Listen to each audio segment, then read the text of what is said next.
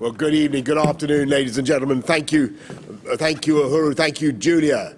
And congratulations to you all. Great to see you in person, by the way.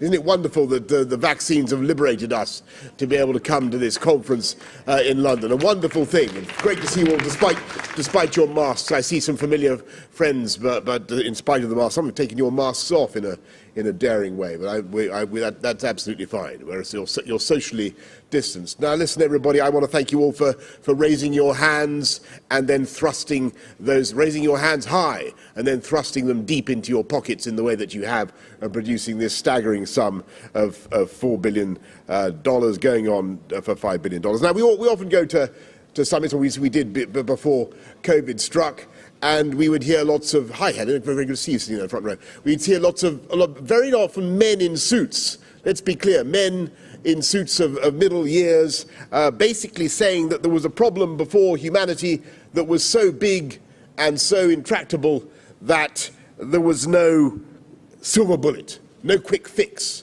no simplistic solution. Have you ever been at a meeting like that? Well, this is not that meeting.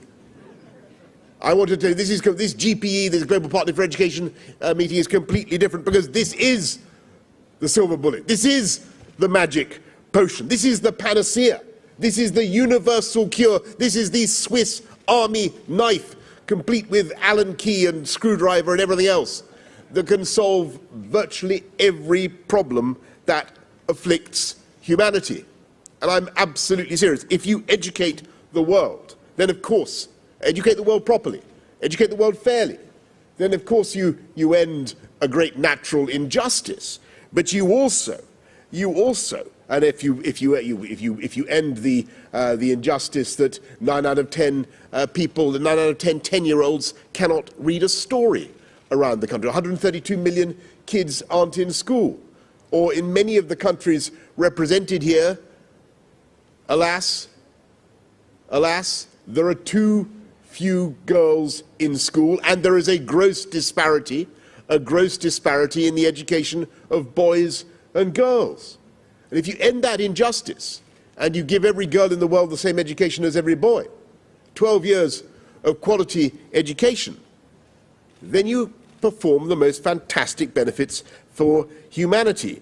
You lift life expectancy, you lift per capita GDP, you deal with infant mortality, and if you educate people properly in the way that they deserve, then of course you end, or you help to end, all kinds of ignorance and prejudice. And you end also, by educating people, you help to end all the things that ignorance and prejudice helps to create. So you deal with terrorism and with war and extremism, and you help people to tackle climate change.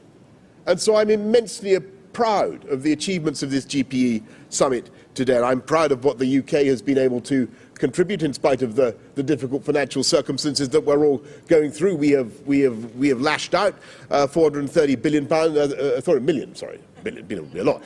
430 million pounds, still a hell of a lot. 430 million pounds, as Julia rightly points out, the biggest sum that we've ever contributed. And I'm proud of the work that we do around the world, helping to educate young people across our planet, giving lessons in Hausa on the radio in Nigeria. I think amazing to see what we do in South Asia, teaching young girls in schools. And I know, as Uhuru has said, that this pandemic has made things more difficult. And we've lost ground. And we all know the risk that inequality will now be entrenched. But now is the time to make up that ground. And necessity has been the mother of invention. We've all learned how to cope with Zoom, some of us better than others. I imagine, I don't know whether you agree with me, I think the younger generation probably are getting the hang of this electronic technology, perhaps even better than some of us here in this room. And they understand how to impart and imbibe information through the internet. And I think we've got to make sure that we support, through our GP, as Uhuru was saying, we support EdTech, we support the technical progress that we can make through laptops, through devices of all kinds. We should support the creation of infrastructure, of classrooms. Of course, that's the right thing to do. but never forget fundamentally what this is all about. What is education? An abstract noun. Education is the imparting of knowledge, of instruction by one human being to another. And the people we really need to thank and the people we really need to think about are the teachers across the world. The teachers across the world who make an or everybody in this room will probably have somebody that you can think of was the teacher who made a difference to your life, who encouraged you, who gave you confidence. Can you think of one, Julia? Mr. Crow. There you go. Well, Julia would not be here without Mr. Crow. Let's hear it from Mr. Crow. Uhuru. I seem to remember. Do you remember when we did that lesson with your pupils in Nairobi? What was the name of it? Mrs. Simpson, Mrs.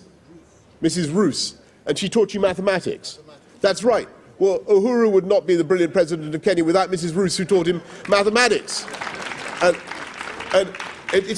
I owe a lot to all my teachers, but I think in particular of a guy called Mr. Fox when I was about 10 years old, and he took me into the library, and I don't know whether he thought I was in need of remedial help, or whether he thought I had potential. It was never clear to me. But he said, I want you to read these books, and it made a fantastic difference and a lasting difference to my life. So I just want to say that the best thing about this summit here today is that we are supporting with huge injections of cash those amazing people across the world who are inspiring young people to think that they can succeed. And they can succeed. And by the way, let me give you one idea.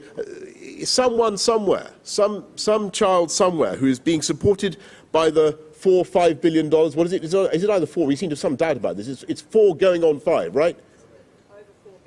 Over $4 billion, but it's going to be $5 billion over 5 years, right? It's going to be right. That's right. It's a huge sum of money. Some child somewhere may well be the one who goes on to develop the next vaccine to deal with cancer or whatever other problem afflicts humanity. Some kid around the world will, I have absolutely no doubt, have their lives transformed, and many, many kids will have their lives transformed by these funds. And that is the objective, to unleash potential across the planet. It's a fantastic thing that you've done. I'm very, very proud that the UK has been able to be part of it, and with Uhuru and with Julia to offer leadership. And I just want to say to you all, thank you very, very much for coming to London. Thank you for supporting the GPE. Thank you for digging so deep into your pockets. And thank you for investing in education of young people, of children across our planet. It is the single best investment we can make in the future of humanity. Thank you all.